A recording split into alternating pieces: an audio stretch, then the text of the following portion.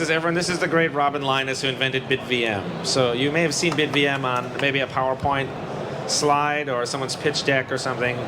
And I mean, Nobody you know, remembers I'm not going to zeros say anymore. that all those slides are fake and that this guy is 1,000,000 times more relevant than everything that those people ever do in their entire lives, but it's something like that. So BitVM from last October or something like that, or September. I've created this other thing, BIP300. It's also great. But we're going to be up here talking about whatever you guys want us to talk about. We got roped into doing this. What do you think? What do you think we should talk about? Thank you for the favor, guys. Yes. My name is Michael B. Casey. I am Director of Engineering for Marathon, and I architected a sidechain platform to try to bring some of the drive chain stuff to fruition after all these years. And you know, of course, we always want to leverage. I'm not out there like everybody else claiming we've got it working, but I want to leverage, if possible, BitVM for a more decentralized pegging mechanism or whatever else it could offer. And basically, what this panel is about, you know, to finish introductions, we have Robin Linus. You want to give a quick introduction of yourself? Because Paul gave you a little bit of one, but I came up with the idea of BitVM, and I'm working on that. I'm implementing it with my team, and I'm also a big fan of sidechains in general. I'm a big fan of the work that Paul is doing, and maybe I should even add that BitVM is more or less just a workaround to enable something like BIP300 without a soft fork. So it's essentially just a way to get around the activation drama. do you think that's possible in the near term? That's intriguing. Oh yeah, sure. Like I don't see any big obstacles from the technical side for BitVM, in particular, because now we have implemented that snark verifier in like a huge Bitcoin script, and that script is 3 gigabytes, which is of course huge. But with BitVM 2, we can chunk it up into smaller chunks, and as long as if it's smaller than 4 gigabytes, we can probably run it on the main chain actually. And yeah, we brought it down to 3 gigabytes, which means that it will probably work. Maybe something super surprising comes up, but currently it looks very good. Cool. Well, when can we expect it to ship? Yeah, good question. I was stupid and said 4 weeks just this morning on the panel. I hope my team didn't hear that, because I don't know if they agree with that. But yeah, that's kind of like the time plan. Like it is looking pretty good. Like we are almost finished, I would say, and I think it's quite realistic to ship it within, or like to ship the first prototype within the next 4 weeks. So for those watching who actually aren't familiar with BitVM, I don't know who on the planet wouldn't be at this point. If you want to give just a brief high-level description.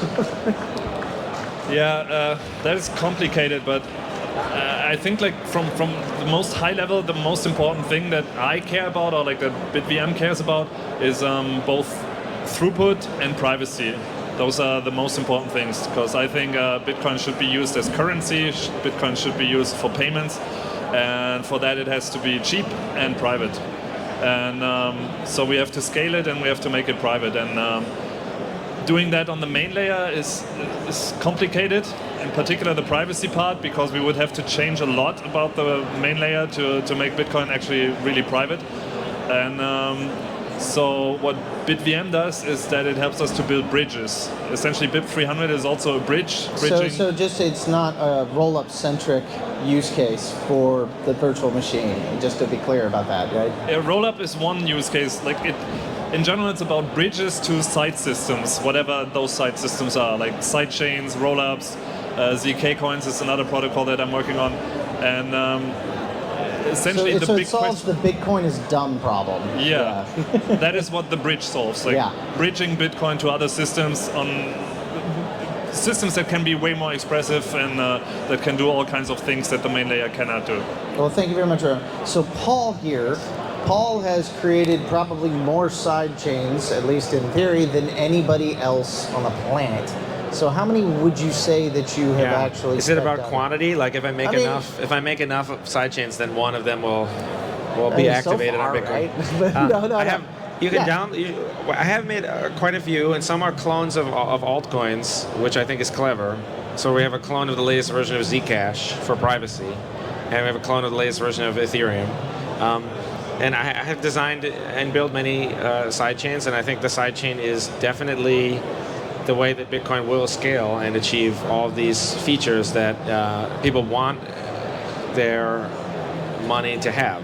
And in particular, anything that someone builds anywhere, if someone builds something into an altcoin or something else, they have written the code, so you know it's theoretically possible. And so why don't we can just take whatever they do. I don't know, did you have something specific that you wanted to know about the Oh, well, no. I mean, it's just like, I know you've quoted many times saying, you know, the entire reason you went on this mission to create drive chains is because you wanted to implement hive mind, and it was the impossible. prediction markets, yes. I was interested in one specific thing. However, the sidechain idea is much bigger than merely the prediction markets idea. Prediction markets happens to be an interest of mine, and I have this website, bitcoinhivemind.com, and you can read to your heart's content about all of that. But really, sidechains, I think, are going to be necessary for Bitcoin's future, because we cannot have, we can't really live in a world where there's not enough scale, or where there's some other system that is actually meeting everyone's needs for payments and for privacy. So we don't want rival systems. Scale is a very important point. And network effects are very important when it comes to money. So most people prefer to use the money that their friends are using. And if there's just something hits a scale ceiling and something else does not, I do think that the thing that is limited will eventually be replaced. So Paul, how would you optimize a sidechain for scale if that was your goal? Yeah, I think I have written a post about this. And I have produced the software also. And I think you can push there was this big block size war in the past. I'm familiar. It's very, very famous. Yeah. And it's actually not that, we're very, very close. If you can do things like shrink the size of transactions, which is not that hard, and then increase the block size by maybe 2 orders of magnitude, so it's not quite unlimited, but it's not quite, instead of 1 megabyte, we do like something like 8 megabytes that slowly grows to 80 and 800 over like 10, 15 years. And then the other thing you can do is you can have multiple sidechains. So you have 10 that are sort of geographically distributed. So you have some for Europe, some for East Asia, some for the United States, some for like South America. So because most of the people will be transacting with people who are, it will clump up. So I think actually if you do those things, it's actually possible to process all the transactions in the world using this sort of team of sidechains in a triangle. And I have written a bunch of posts about that. So if you go to this one website, truthcoin.info, which is my blog, I have a website, All the World's Transactions, and then I have another one called Thunder, which is like a joke name of that. Do you have anything to add? Yeah, but what would you want to see in sidechains of Bitcoin? I want to see Bitcoin being used as the money of mankind. Like, I think we should all use Bitcoin all the time instead of that fucking government money that is ripping us all off. I think fiat is really, it's a scam. It's a form of cancer, and we have to cure ourselves from it with Bitcoin. And so what do you consider like actually really a sidechain? I have my own definition, but what makes a sidechain actually just not a complete scam to you? Because I think it should have Bitcoin as its native currency. That is the most distinguishing feature. And the other thing is it should probably have a consensus mechanism that is anchored into Bitcoin as well. Yeah, by anchored, you mean specifically like merge mining or that just is one something option. lesser? What other options? There's another option that is basically Bitcoin-backed proof of stake, where you stake Bitcoin in the main chain to become a sidechain validator. I find that kind of interesting in comparison to other proof-of-stake systems, because other proof-of-stake systems, they try to secure themselves with themselves, which is a bit absurd. And here you have like an external thing. You anchor the proof of stake into Bitcoin's proof of work, and this is how you resolve that absurdity of classical proof of stake. Yeah, but the problem that I see with that is that does nothing to benefit the layer 1 miners. Yeah. And to me, that eventually leads to rotten incentives for securing main chain. Absolutely, yeah. I think that's a very valid concern that the miner incentives are getting reduced over time by these layer 2s that do not use or that do not pay the miners, and that's one of the reasons why I like BIP 300 so much, that it actually takes into account the miner incentives and pays the miners for the work that they are doing. And Now, Robin, last year when we met at this conference, you weren't talking about BitVM at all. You were talking about ZeroSync. Yeah. So what role do technologies like U3XO and ZeroSync play in making Bitcoin and sidechains more wieldy? Yes, ZeroSync was about applying snarks to the main chain and essentially compressing the main chain in a way that you can verify it on a phone or so, or in general on weaker devices and weaker networks. And so full node on a phone, people. I don't want to underlay the importance of what he just said. So fully verifiable. You could verify the validity of any transaction from your phone directly. We have not implemented that yet. Like the thing that we have implemented is more or less like a SPV client, which is the basic version of it. Yeah.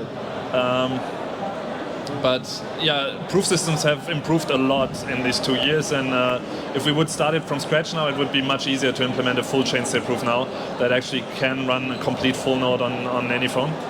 I think, to come back to your question, if we had something like that, we could probably also increase the block size with less risk. And that would be obviously a good thing for miners, because then we could have more transactions on the main layer and more network effect. So it's another way to decentralize because there's less burden on nodes.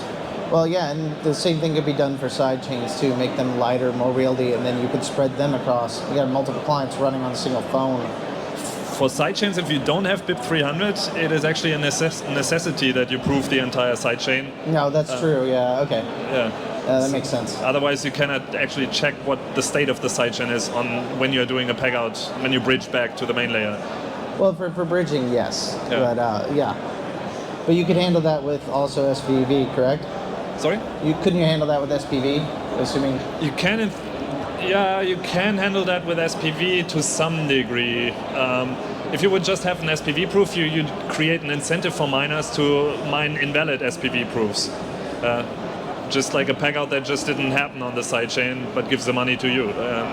Well, yeah, you need it in order to mine, but not to transact, right?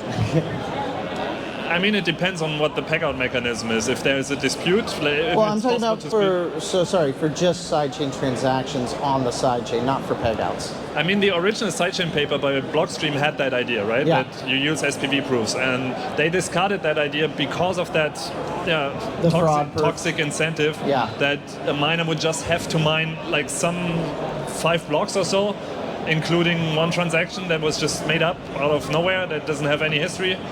And it just gives the money to the attacker. Yeah. And essentially it means you can steal from the bridge if you have enough mining power. And that is an issue. And that is an issue that can be solved with that's snarks. also why on the Enduro platform we actually use a dual mechanism. So it's not 100% informed just only on proof of work. There's also a Federation consensus component that does reorg protection and also validates via full nodes. So yeah. Yeah, that's basically the same conclusion that Liquid came to, right? Yeah, well, I mean, it's trade-offs, unfortunately. That's the best thing going. That's why I'm hoping we can get there with better solutions like BitVM to kind of, because I honestly don't like that we have to run a federation. It's just the best possible path now in order to get stuff shipped. So, yeah. It totally makes sense. If you just want to go fast and ship something, it's the best we have so far, and it works. Back to the operative question of the talk. What should we ship? What makes sense? What does Bitcoin need, right? Maybe you want to talk about... I mean, I'm kind of repeating myself a little bit though, but I mean, I have shipped a lot of stuff that I think people need. If you go to layer2labs.com/download, you can check it all out with Play Yeah, Money. which one of them should we do next? Oh yeah, You we pick. could talk about that. Yeah, we can talk about this. Yeah, this is also this thing that I also came up with called the CUSF, the Core Untouched Soft Fork. See, this is the thing is that the miners have not. The soft fork is this great thing that has basically no downsides and innumerable upsides. But for some reason we have stopped doing it, and so I've made it slightly easier to do, I guess is what I would say. I mean, before you'd have to do a pull request to get in GitHub to Bitcoin Core and have it merged, which is like could take years. But instead, you can do the soft fork via its own little application that just rides along.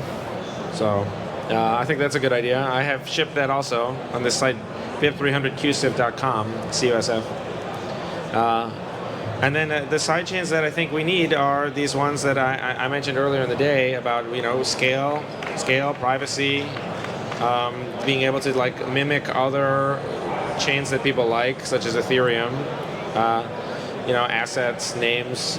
I think all of that's important. And I've shipped a lot of that already. You can just try it for yourself. So, Robin, I have a question. Just in general, what would you say are the defining characteristics? Because everybody tends to lump all the VM stuff together between like opcat and cat VM versus what's going on with BitVM. I mean, I've been a big proponent of cat until the Taproot wizard started pushing it so hard. And, I just don't trust these guys. I don't see them as Bitcoiners. I see them as like shitcoiners who are selling worthless tokens to people and like promoting spam like ordinals and stuff like that. And I see that as like the opposite of the stuff that I am interested in. I don't think it gets us anywhere closer to beating the dollar. And so I got very skeptical of cat. But on the other hand, there are lots of people with like who are definitely legit, who are pushing for cat now, and it's a complicated topic. I see a lot of potential in cat. I see all the things that we can do with cat, but I also see ways to abuse it. And we have seen how like the ordinals people have been abusing essentially Taproot to spam the chain. I mean, as a miner, you probably like the fees. What happened with Segwit and Taproot is just so ironic to me. Because Segwit, none of this ordinal stuff would exist if it were not for the Segwit discount at all. Period. And also for Taproot, allowing you to inscribe 4 megabytes of data into the chain, right? Again, unintended consequences. Very, very important. My take on, like Eric and Udi, I think they, they have, everyone's got sort of different skills or whatever. I think they kind of like, for some reason, just took a guess that opcat would be like the next easiest soft fork to do. And so they kind of just got ahead of it. I don't think they really even know or care that much about it. They just wanted to just jump on the... I think the more important thing is that we have lost the ability to do the soft fork. And so there's all these, like, you could refactor 10,000 lines of code and no one will care. Or you could write tests on GitHub. Or you could do something else. You could do like, so like the Matt Corrales inflation bug was introduced as a result of a refactor. There was really not a lot of discussion. You can delete main.cpp from a C++ project and then put in the GitHub commit, this is real, the lyrics to I Can Show You the World from Disney's Aladdin. You can do all that weird stuff, but and you can accidentally cause inflation bug, or in the case of the level DB, the Berkeley DB, level DB, you can cause the chain to actually crash and go down for like 5 hours, which is the only time that Bitcoin has ever gone down. So there's many changes that are totally unscrutinized. And yet, if you want to reactivate opcat, which is an opcode that is already, like, you know what I mean? We've moved like very far away. At that point, right? We've been moving in the wrong direction culturally. So like the whole reason the soft fork was invented back in 2012 is because we couldn't get everyone to upgrade. So the soft fork is this thing where it's like, we don't need, this is a clever idea where we don't need everyone to upgrade. We just, whoever wants to use the new feature upgrades, and then if 51% hash rate upgrades, then it's safe for everyone to use, even people on the old network. So we've had this idea of kind of tolerating conservatism while also allowing people to do what they want. Had this kind of like I don't know what you would call it, but maybe like a liberalism, like a kind of live and let live thing. And now we can't even do that because it's like so I think the bigger problem is just it's too hard to do any of these soft forks. We mentioned U3XO, get a mobile phone, full node on a mobile phone. With we could soft fork to have the U3XO commitment. We could do the commitment to remove the need for the whatever they're called, the bridge. We're overusing that word. There's relay. There's some kind of like secondary person that has to publish like a huge. What do they call it? I don't know. Whatever it is, you could do the U3XO. You could do just forget U3XO. Just any kind of UTXO commitment you could put into Coinbase, and this would have some utility. To a lot of people, to like many people, because most people use SBB or something.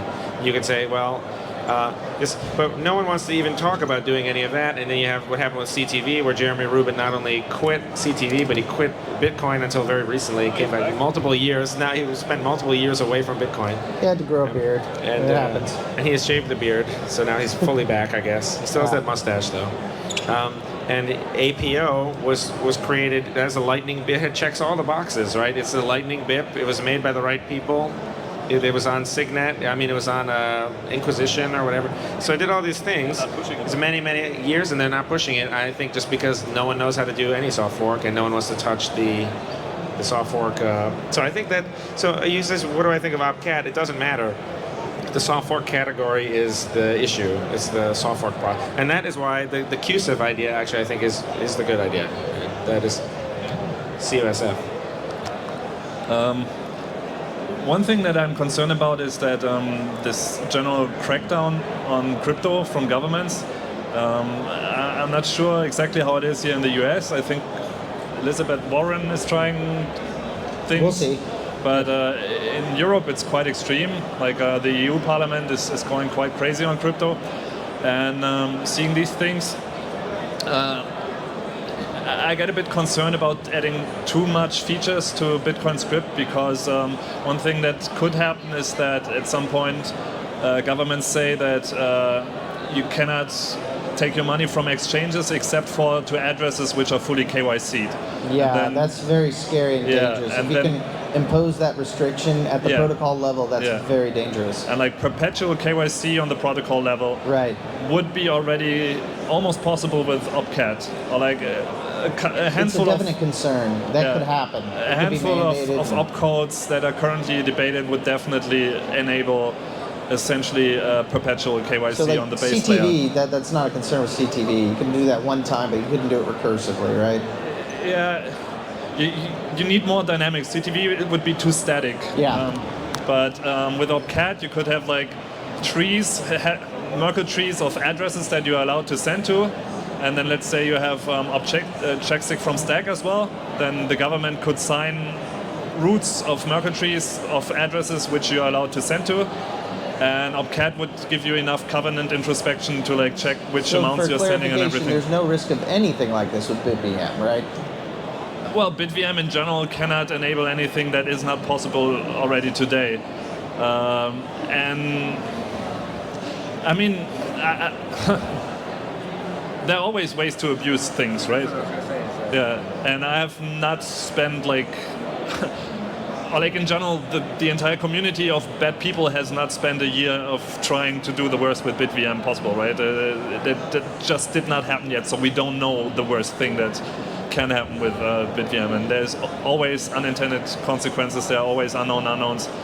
I'm not sure what's the worst thing is that BitVM can do, but I'm very certain that a particular set of opcodes could enable very bad things on the main layer. And the other thing is many of the new users like BlackRock and all the people with like huge pockets, they would not care at all if the base layer would enforce KYC all the time. They would be happy about it. They think regulation is a great thing, and they just want to have digital gold, and they would not care if everything would be KYC'd all the time. They would be happy about it. So I mean, is there any hope now for just general Lightning as a scalability layer of layer 1 Bitcoin, or is it pretty much foregone? I don't really see Lightning working as a scalability solution for end users, and in particular when fees are rising, and we hope that fees are rising to fix. Fees have to rise eventually, otherwise the miners will stop getting paid, and the whole thing collapses, right? Yeah, and if fees are rising, then Lightning will become worse and worse for end users. And to some point, it will not even be possible to enforce users' rights anymore, because you have to be able to pay on-chain fees to enforce your channel's rights, right? Now whenever I hear anybody talk about Lightning, they talk about it as a settlement layer. It's hilarious to me, because like 7 years ago, that's the way everybody started talking about Bitcoin. They said, oh no, you'll use Lightning for payments. And now, no, Bitcoin's a settlement layer now. So now we've come full circle, and it's just settlement layers all the way down. Yeah, I don't like that either. I like Lightning in general. I think it's a great technology, but it does not work for payments for end users, and that's why I think it's not totally a scaling not satisfying. apparatus. It does a lot of things really, really well, but scaling isn't one of them because of the fee problem. You want to add something?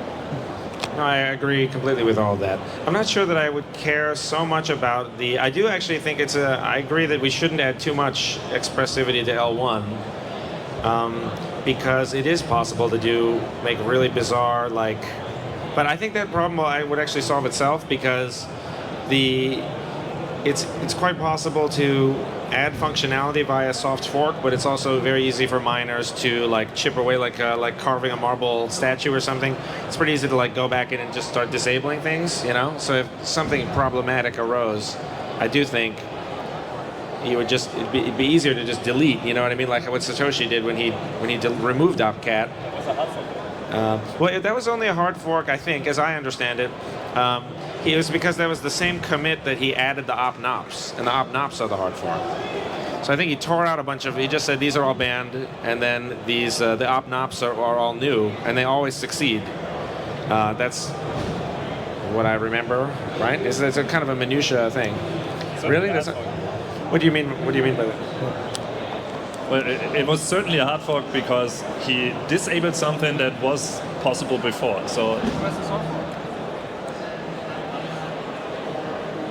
soft forks, I think Paul's right. With soft forks, you can restrict functionality. You can't expand functionality to prior nodes.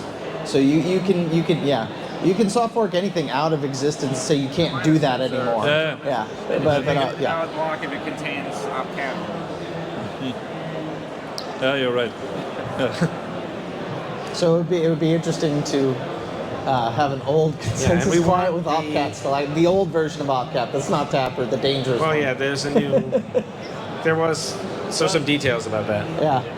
It was a hard fork in the sense that it became incompatible. Like the version that was before that fork is not compatible. It's not with backwards compatible. Yeah. And a soft fork is usually defined to be backwards compatible. That's what I meant. It's funny that I actually wrote a blog post about how the terminology is screwed up because there's actually 3 different dimensions to whether or not something is a hard or soft fork, and people constantly switch between them.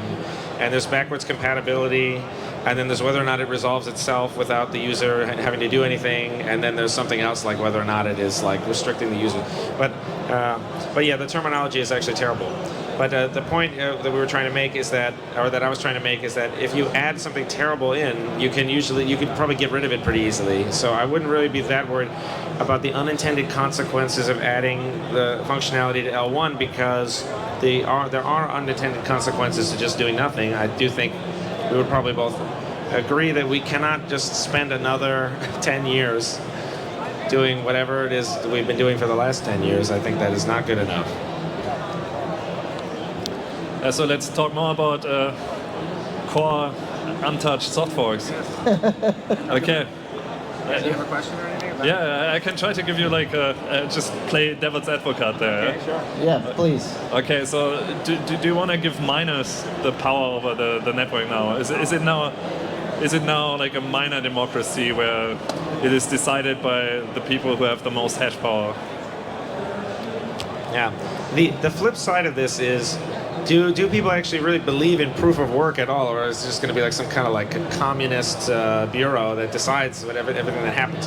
But I think The miners have a special ability over the activation of a soft fork, and I think this has always been true, and CUSF doesn't really change it, I think. I think that it just states it more clearly, in fact. So this is just, there's a difference between like when does something activate and how, and then it will only really be part of the protocol when lots of end users nodes are enforcing it. So I think those things are not really that different about the CUSF. The CUSF thing is just a very, very small idea that's just about like in what order should things happen.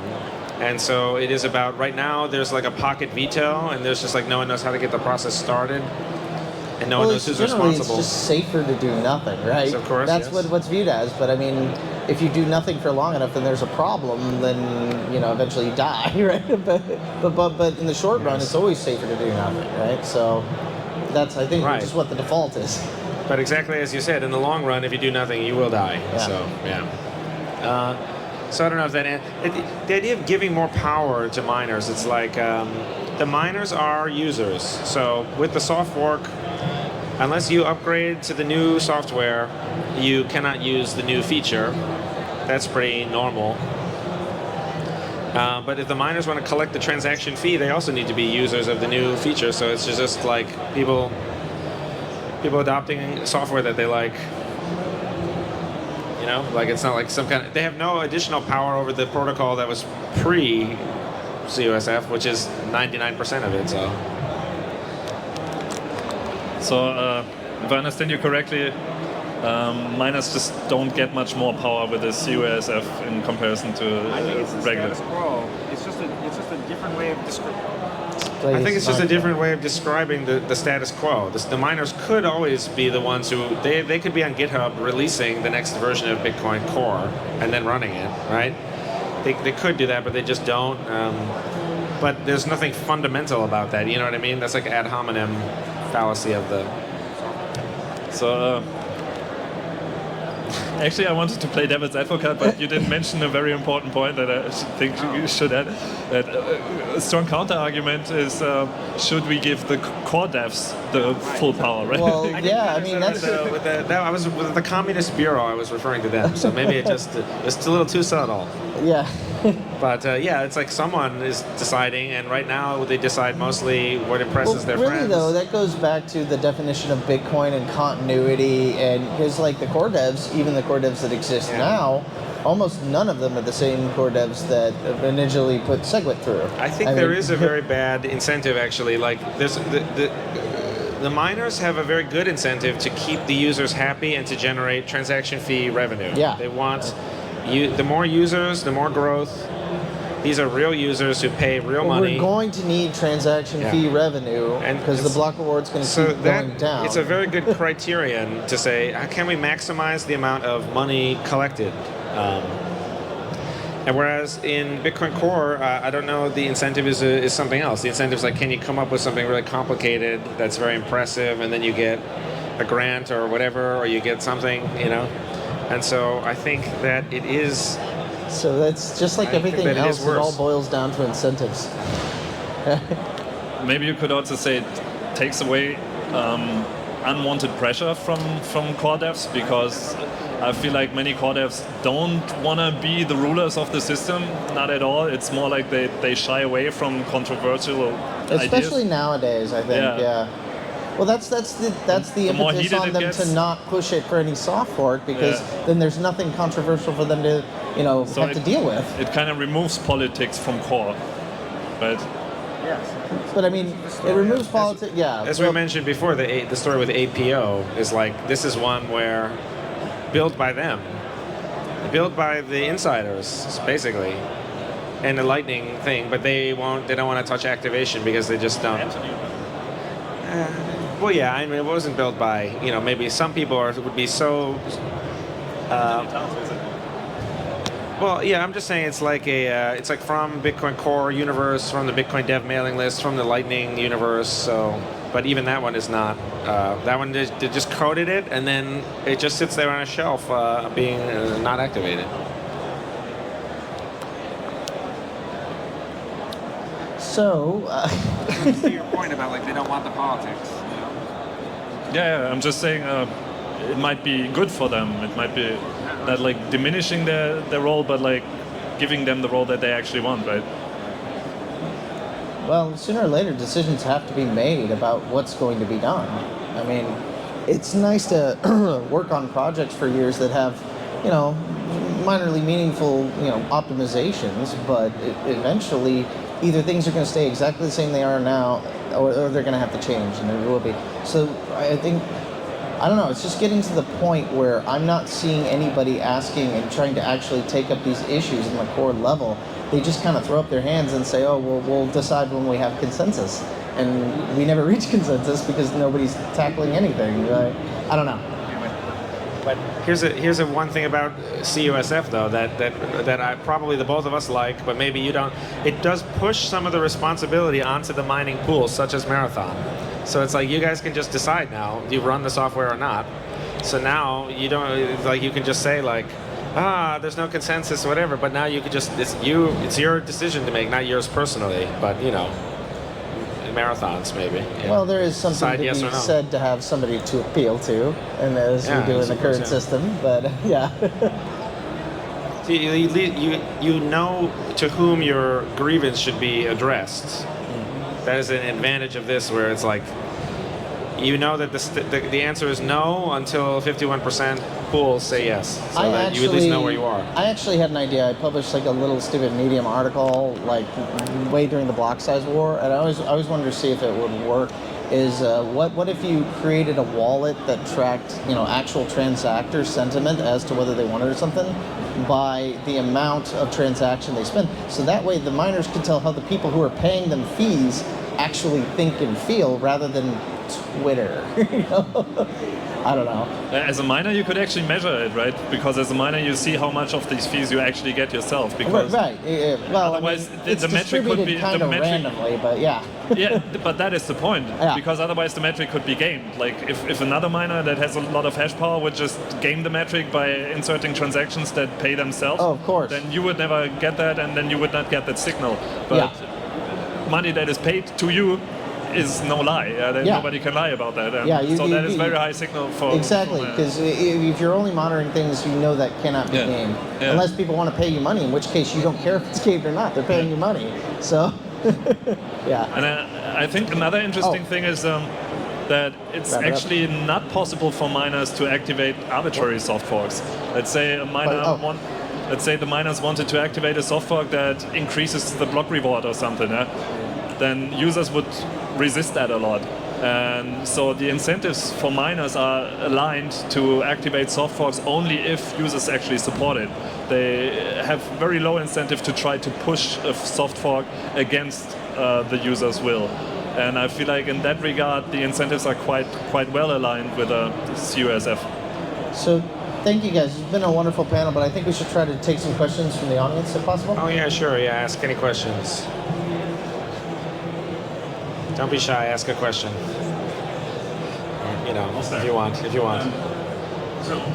Okay, thanks. You know, nobody was expecting, maybe nobody, but ordinals and runes and BRC20 as part of Taproot. And so I'm detecting the feeling that the core community is not going to want to see something go off the rails again. And there's obvious questions about that.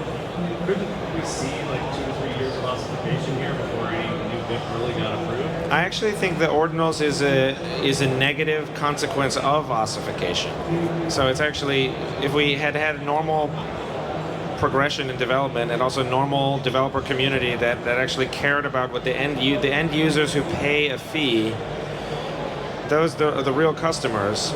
If the developer community actually cared about those people, they would have long ago built something that, or promoted something that worked for them. And we could have solved all the earlier problems. So like Counterparty was like a very early version of this. Everything that was on an altcoin was originally on Bitcoin, like years ago in like 2011, 2012. So like all this stuff, ordinals, runes, it's like almost an offshoot of ERC20 on Ethereum, but that was an offshoot of Counterparty and colored coins and all this other stuff that's ancient on Bitcoin itself. So, but what happened was in Bitcoin, you know, the developers have a lot of contempt for the user. They have a lot of hatred for the user, and they don't want to build something that the user likes. And so Counterparty and these other things were suppressed, partially for good reasons because they did have negative. But the point is, if you actually put engineering effort and human creativity into that, you could address what didn't work while still giving the end user what they did want. And so if we had done that, there would never have been an Ethereum in the first place, and there would never be any runes or ordinals on L1 either, because everyone would already have gotten what they had wanted 10 years ago. But instead, we have this weird other thing. So I kind of don't think it works that way. And I do think ordinals and runes, again, this is another thing where it's like, you can't get the thing that you want directly, so you get it very indirectly at a way that is interfering with L1's normal operation. So I have a very different view on that. I don't know if you share that view or not. Yeah, I totally agree that ordinals is a symptom of main chain fees being too low, and that is a symptom of the system not being useful enough, and that is a symptom of the system not being scalable enough. So in that regard, I totally agree.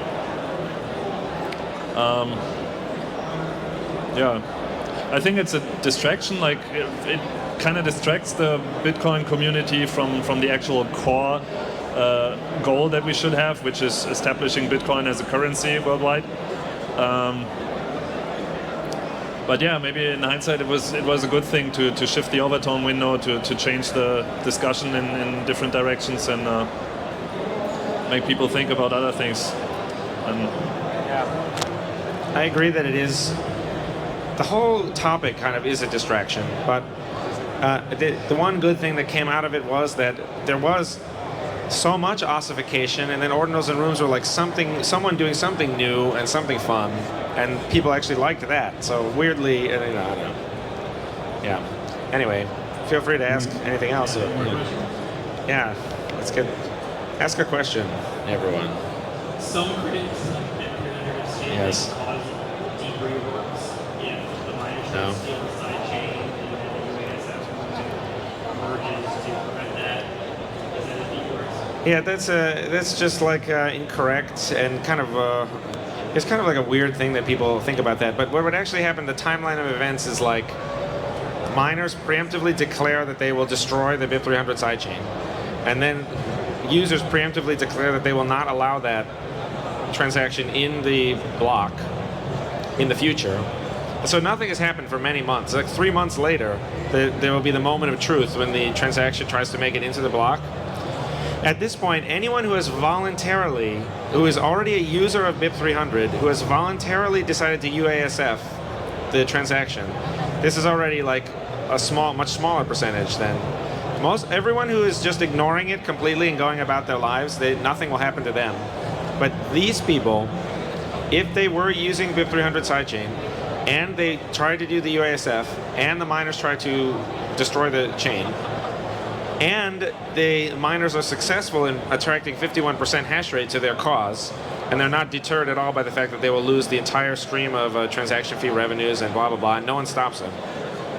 If all of those things happen, then all that will happen is the people who do the UASF will just be stuck on a chain that never finds a block again until they give up. So there will never be a reorg ever under any circumstances. And the only thing that will happen is that people who have chosen to... The other thing I would mention is that actually the UASF is a contradiction because despite the name, it must either be a hard fork or it must be driven by miners. So if you have a situation where the user has minority hash rate, they are then breaking the heaviest valid chain rule, which is in principle no different than breaking the 21 million coin limit or the block size limit. So they're breaking the heaviest valid chain rule in one specific way. It also has the same property as a hard fork in that only the people who have done this activity will find themselves on the new network. Everyone who's doing nothing, which is going to be 99% of the people, will just be doing nothing and ignoring all of this. All of those people will find themselves on whatever the heaviest chain is.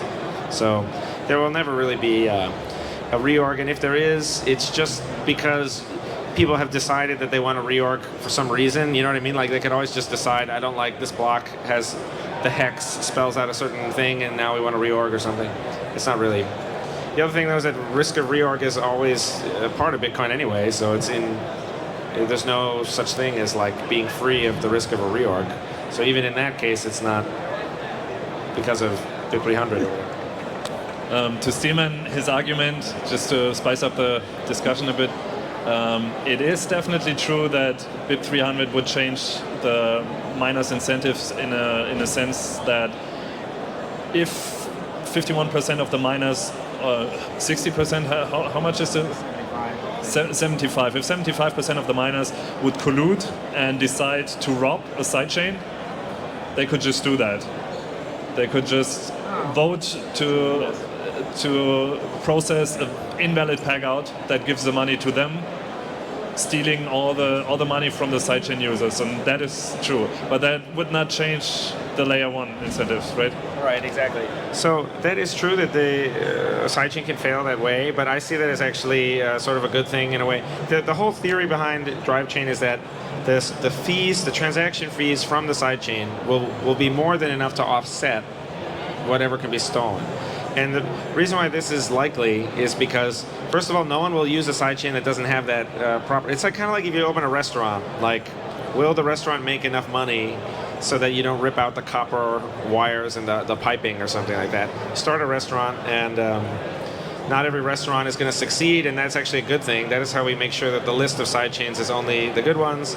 And no one should use a sidechain at first. You know, you should just wait and see if it is actually viable first. But it's the turnover and the stock and the flow are different things. So like you could deposit like 2 Bitcoin to a sidechain, and over there could be this huge turnover, so that millions of people are using it, and they each pay a tiny transaction fee, and 1.5 out of that 2 Bitcoin ends up as transaction fees for the miners. There's only 0.5 left. But you got an unbelievable amount of use out of it. You know, millions or trillions of people. Just maybe as a thought experiment, I would bring up like you put 2 coins into you have a desert island that has 2 gold coins. They can circulate like 1,000,000 times. So the fact that there's only 2 coins on the island, it doesn't mean anything about the limitations of it. So the reason I bring that up is just to say the 2 coins, that's what the miners can steal and destroy. But what they have to gain is potentially, you know, much more than that. But essentially it's a change in the sense that you can say if someone has enough hash power, they can steal from the sidechain. So there would also be an incentive to collude and well, I don't know about it. Maybe. If so, if they destroy all the sidechains, we'll just be back to where we were now. So again, it's kind of weird if that's considered a change. We'd be just change back to where the current status quo. I think we have another question. Hey, big fan of the work that you guys have been doing for some time, especially short. I'd like to hear your expert opinions, how it relates specifically to drive chains, and also BitVM. The announcement yesterday was ZK Snarks and running the cap, Bitcoin OS. Like Eli 5, how it relates to the work with BitVM and drive chains. I see you're wearing their hats. Are you in the team? You're just a fan? Okay. I didn't have time to really look into it, in particular Bitcoin OS. I think they have not open sourced their code yet, which is hard to assess then for me as a developer. I mean, I know the people behind that. I know they are doing interesting things, but I cannot say right away how good it is. Of course, I'm super psyched that people are working on it, that people are investing developer resources into building BitVM kind of like things. That's cool to see. I'm of course very happy to see my child grow. But I would be careful with these things. Like it's quite easy to announce something, and it's really hard to build something that actually works in practice. And the other thing is, as far as I know, they are using the BitVM 1 model, and yeah, ZK snarks, but it's not true. Sorry. Ah, okay. Yeah, they're using the BitVM 1 model. And that was the same model that we started out with. However, we came to the conclusion that it's quite hard to build efficient bridges with it. Like to verify a snark is the one thing, but the other thing is to actually use that snark in a bridge, to bridge Bitcoin to other systems. And our conclusion was that BitVM1 is a bit too complex, or BitVM1 bridges in particular are a bit too complex. And that's why we went back to the drawing board and reconsidered everything and came up with a BitVM2 design that we are working on right now. And that is definitely 4 weeks. that we will hopefully release within the next weeks, the first prototype version of it. Let's get one more question. My question was to Westwards. Why not go directly to brands to get No, that is, circumvent kind of the whole consensus forming? and in a way, CUSF sort of is doing that in a way. The miners, though, are like, you know, they're just like committed to just like blah blah blah, saying that's like, oh, we'll look into it later or whatever. Even though it makes them hundreds of billions of dollars in the future. But I think that that is the healthier thing because, but the miners are very interested in like. They have like a focus on just getting cheap power. They're like very narrowly focused, I think. They're not really, these things are like a palace affair to them or something. This like it's, maybe you know, like, so like in a way, okay, yeah, you have something else to say? Okay. To add, one thing is, of course, they risk a chain split. Like if somebody would use a resisted soft fork, then the chain could split, and in general, I think miners don't want to see any funny business in that direction, and that's why they're hesitant. You just say you won't enforce it until there's supermajority hash rate. I mean, that's like a solvable problem, right? Then you will never get the actual split. Only the user resisted. Again, that's like this is really the UASF really is a hard fork because you just put yourself on your own network with whoever else is running the new software with you. It's a threat of a hard fork. Yeah. So I think that's a very, very, very, very empty threat. It's a very silly, but maybe, I don't know. I think in general, just a lot of people have to wrap their heads around a lot of things. I don't have an answer for you. I mean, I think the miners should activate it unilaterally. They should activate all these soft forks unilaterally, which they can do easily. Microphone. I think Microphone. Yeah, because of the fact that consensus rules aren't enforced by node runners, the economic actors of the network, the miners then would be just trusting themselves to not kind of, hey, we're going to kind of back out of this, and we might start not applying. But first of all, that's very likely to work, and second of all, it's not strictly true either because as soon as someone else runs the same software that's enforcing the rules, you have like all the miners plus one person, and you have, the miners have no way of knowing the exact date and time that Coinbase or some exchange decides to actually run. So it's actually, even if it was only miners, it would still be likely to work because the miners have no real way to like defect out of the coalition without like stabbing each other in the back and like an endless number of times for I think. But then they also don't know like who else is enforcing the new soft fork rules. So I think that would even that which is a very, very, very extreme way of activating the soft fork. I think that would work just fine. Actually, if you actually made me guess. Iago, yeah, we got something. So this is pure hearsay. I just woke up and so you guys were talking and someone said to me that Robert was talking about He was asking about it. Hey, you have the hats. They're asking all about it. Just asking about the news. And then apparently you said that something here about some